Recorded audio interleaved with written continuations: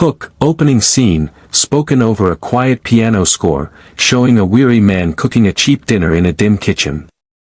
He thought he was just being kind to a girl caught in the rain, but that one act of kindness would change his life, and his son's, forever.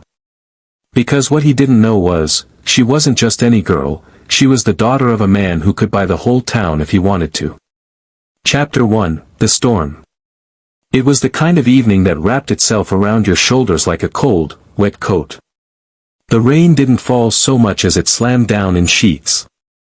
James Dalton pulled his thin jacket tighter around his shoulders as he hurried across the street, carrying a bag of discount groceries in one hand and his 7-year-old son, Leo, in the other.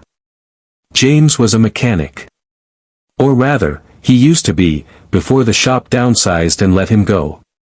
Now he picked up odd jobs fixing engines out of his garage, when he could find them. Money was tight. His face was tired, aged beyond his 36 years, with calloused hands and gentle eyes that held too much worry for one man.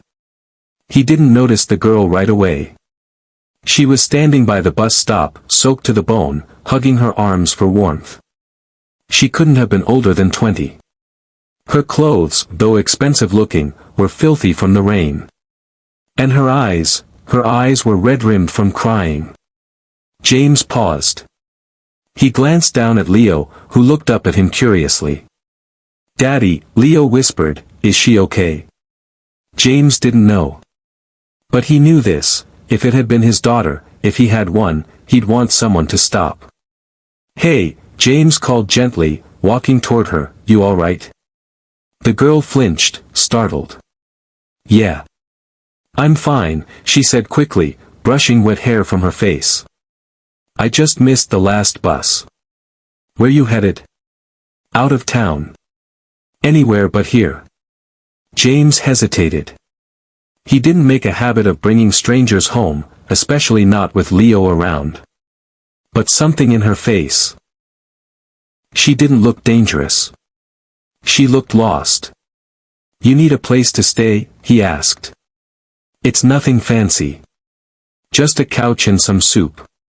But it's dry." The girl looked at him, stunned. "You don't even know me." James smiled softly. "That's all right. Everybody needs help sometimes."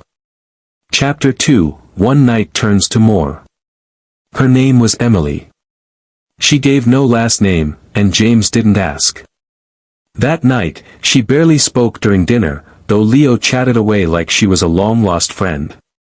He offered her his favorite superhero blanket when she curled up on the couch. She smiled then, a small, sad smile that seemed to carry the weight of the world. James assumed she'd be gone by morning. But when he found her still asleep at sunrise, he made pancakes. "I'll be out of your hair soon," she promised over breakfast, clutching a coffee mug with both hands. "There's no rush," James replied. "The rain's still coming down. And Leo's already attached." He wasn't lying. Leo adored her. By that evening, Emily was reading him stories and laughing at his terrible knock-knock jokes. One night became 2. Then a week. She started helping around the house. Cleaning. Cooking. Fixing things even James had put off. And one afternoon, when James came home from a job, he found Leo and Emily sitting cross-legged on the floor, surrounded by books and worksheets. "You're tutoring him?" he asked, surprised. Emily grinned. "He's smart. Just needs someone patient." James blinked. "I didn't know you were a teacher." "I'm not," she said, a shadow flickering in her eyes. "But I've spent enough time around them." Chapter 3, The Truth Comes Crashing. It was bound to happen, the truth.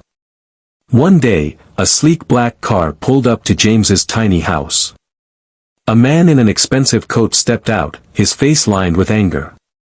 "Emily," he barked as she opened the door. "Get in the car."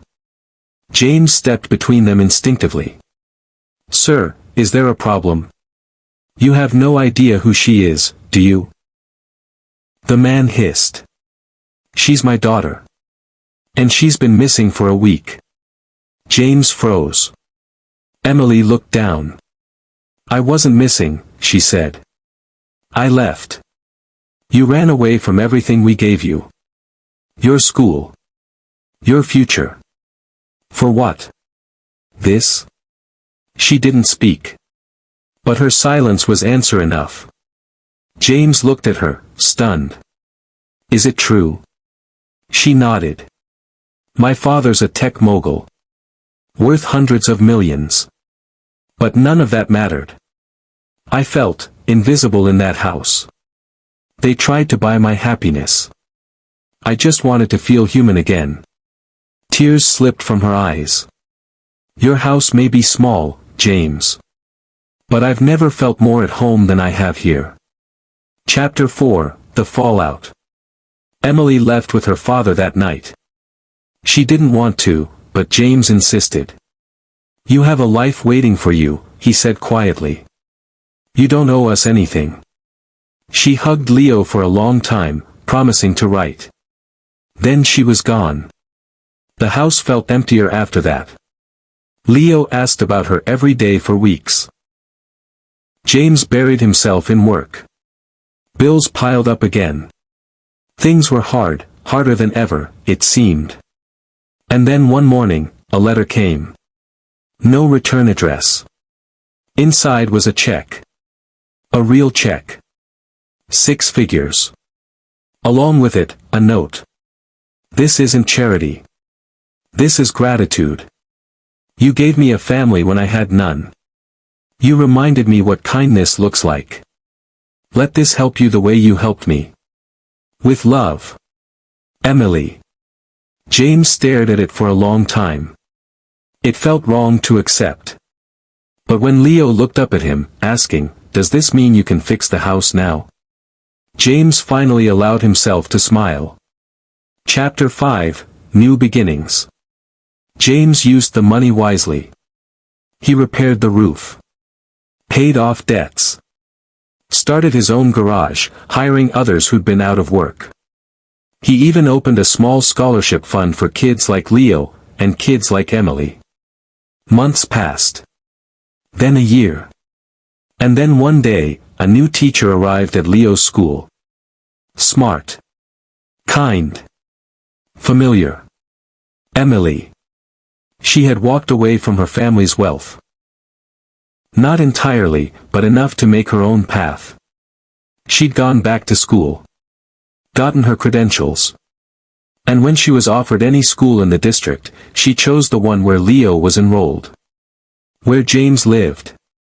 When she walked into the garage that afternoon, James nearly dropped his wrench. Didn't expect to see you again, he said, wiping his hands. I came to see if the offer still stands, she said, smiling softly. You know. A couch. Some soup. Maybe a place to belong. James chuckled. We upgraded since then. I can offer you a real bed. And a family. James looked at her. We never stopped being one. Ending, voiceover as the camera pans out on the 3 of them laughing around a dinner table. One night. One act of kindness. That's all it took to change their lives. He gave her shelter. She gave him hope. And together, they built a future neither of them had ever dared dream. Moral. Sometimes, the people we help are the very ones sent to help us back. Never underestimate the power of kindness, it could be the first page of your greatest story.